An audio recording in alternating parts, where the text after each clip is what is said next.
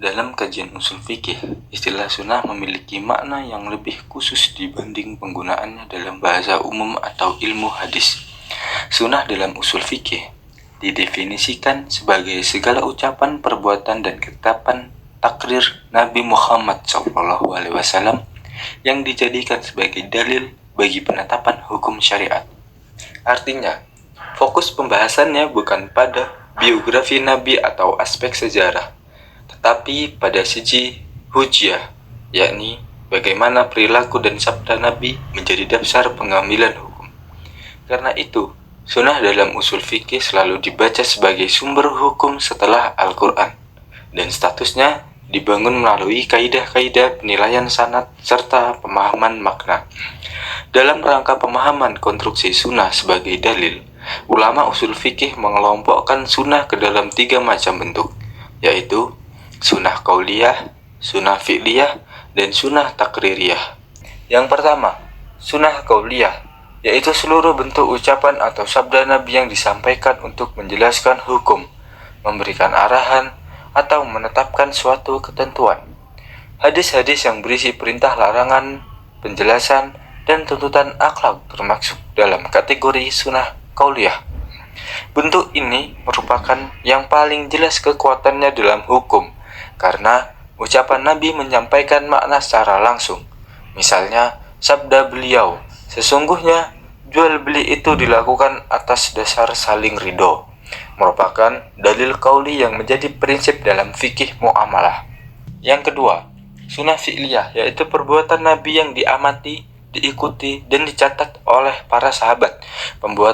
Perbuatan Nabi seperti tata cara sholat, pelaksanaan haji, atau praktik muamalah tertentu, selama tidak berkaitan dengan sifat khusus kenabian, bisa menjadi pedoman hukum. Meski demikian, ulama usul memberikan catatan bahwa sebagian perbuatan Nabi bersifat jibli, kemanusiaan biasa, seperti cara beliau berjalan, tidur, atau pilihan makanan. Bagian ini tidak serta-merta menjadi hukum syariat, kecuali ada indikasi menunjukkan bahwa perbuatan itu diniatkan sebagai tuntutan. Ketiga, sunnah takririyah, yaitu persetujuan atau pembenaran Nabi terhadap ucapan atau perbuatan sahabat yang terjadi di hadapan beliau atau diketahui oleh beliau tanpa ditegur. Sikap diam ini dipandang sebagai persetujuan, sebab tidak mungkin Nabi membiarkan kemungkaran tanpa mengingkarinya. Contoh yang sering diangkat adalah persetujuan Nabi terhadap ijtihad Mu'adz bin Jabal ketika ia ditugaskan ke Yaman, atau persetujuan Nabi kepada sahabat yang tetap makan daging dab, yaitu biawak gurun, walaupun beliau sendiri tidak menyukainya. Bentuk takrir ini memiliki posisi penting karena menjadi bukti bahwa perbuatan yang dibiarkan Nabi termasuk perbuatan yang dibolehkan. Selanjutnya, saya akan menjelaskan mengenai hadis mutawatir. Seperti apa hadis mutawatir itu? Jadi, sobat-sobat muslim, mutawatir adalah hadis yang diriwayatkan oleh orang banyak dan mustahil bersepakat untuk berbohong. Mutawatir ini sama seperti hujan, teman-teman, yaitu turunnya berturut-turut dan saling mengikuti. Adapun syarat mutawatir, ulama ada yang mengatakan tidak ada batasannya. Yang terpenting yakni kualitas dari para perawi.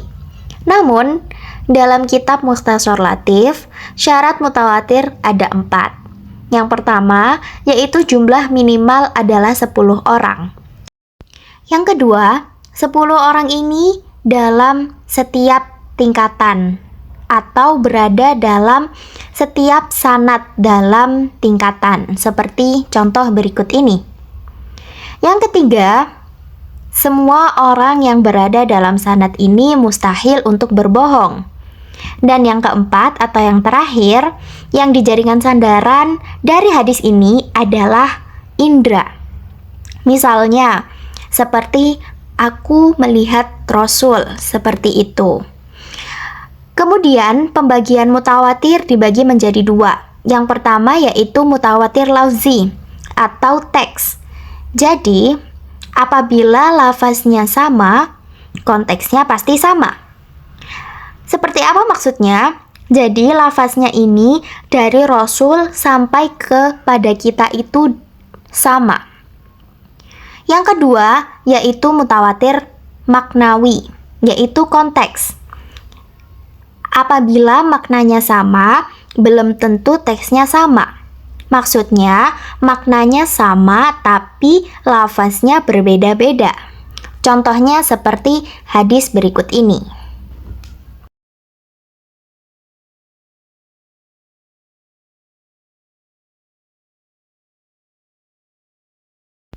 Selanjutnya adalah hadis ahad.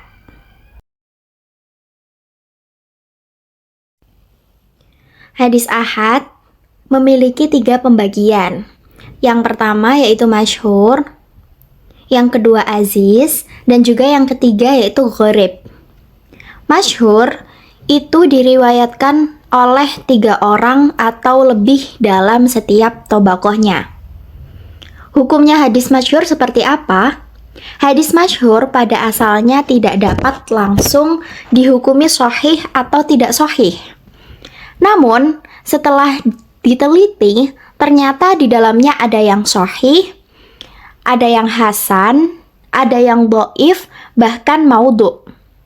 Akan tetapi, jika hadisnya masyhur terbukti sahih, maka ia memiliki keistimewaan kedudukan di atas aziz dan juga gharib. Selanjutnya yaitu aziz. Aziz memiliki 2 perawi dalam setiap tobakohnya. Aziz dalam bahasa itu langka atau sedikit. Dinamakan demikian karena kelangkaan atau sedikitnya keberadaan. Yang kedua, karena kekuatan sanadnya hanya 2 dalam satu tingkatan tobakoh. Hadis aziz kadang-kadang bisa sahih jika sempurna di dalamnya syarat-syarat sahih, dan dhaif jika sebaliknya.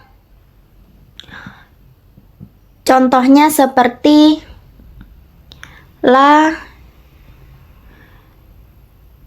yu'minu ahadukum. Seperti contohnya la yu'minu ahadukum. Nah, ini dalam setiap satu tobakoh itu diriwayatkan oleh 2 orang, yaitu Abu Hurairah dan juga Anas. Yang ketiga yaitu hadis gharib. Hadis ahad gharib. Menurut bahasa adalah sendiri. Sedangkan menurut istilah yaitu perawinya 1 dalam setiap tingkatan tobakoh. Gharib itu dibagi menjadi 2. Yaitu gharib mutlak dan juga gharib nisbi. Selanjutnya, gharib mutlak itu terdapat 1 perawi di pangkal sanad. Contohnya seperti hadis innamal a'malu binniyat yang diriwayatkan oleh Sayyidina Umar. Selanjutnya ada gharib nisbi, di mana diriwayatkan oleh 1 perawi di tengah sanad. Berikut contoh hadis dalam pembagian hadis ahad.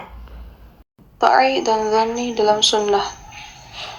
Yang pertama itu pengertian qat'i dalam sunnah.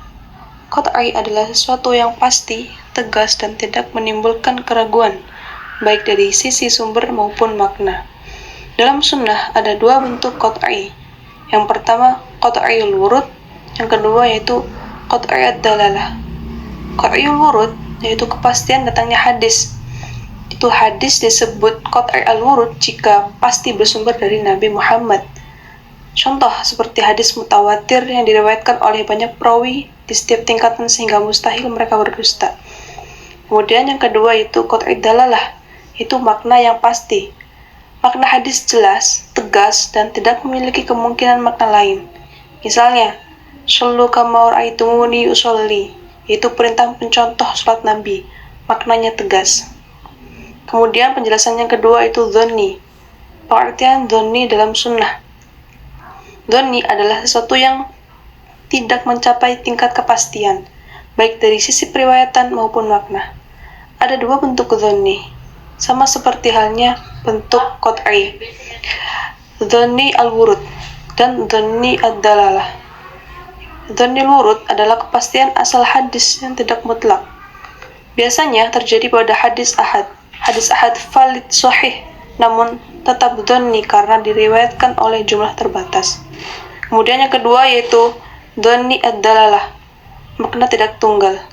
Maknanya mengandung lebih dari satu interpretasi. Contohnya, hadis tentang larangan wanita melakukan safar tanpa mahram. Ulama berbeda tentang batas jaraknya karena maknanya tidak qat'i. Kemudian, kedudukan hukum. Yang pertama qat'i, tidak boleh ditolak atau ditakwil tanpa dalil kuat. Hal ini menjadi dasar hukum yang pasti, mengikat secara yakin. Kemudian, kedudukan yang kedua itu dhonni. Dhonni masih bisa ditakwil, dipahami, multitafsir.